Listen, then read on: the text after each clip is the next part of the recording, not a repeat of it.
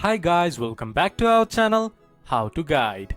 Today in this video, I'm going to show you how to sign up a new account in UniBet. To do so, follow some simple steps with me. First of all, open your browser and a default search engine. Then search UniBet Sign Up.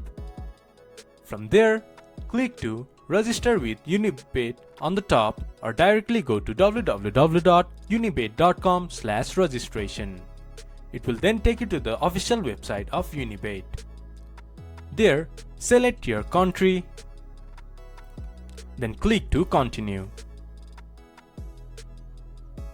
Then, this type of interface will appear in the screen. You can just skip it for now. Then enter your first name, then enter your last name, enter your email address, then create a password with at least of 8 characters with combination of uppercase letter, lowercase letter, symbols and numbers. Once you have created a strong password, select your date of birth.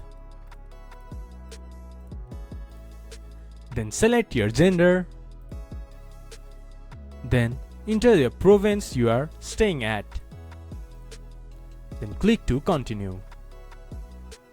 Then this type of interface will appear in the screen.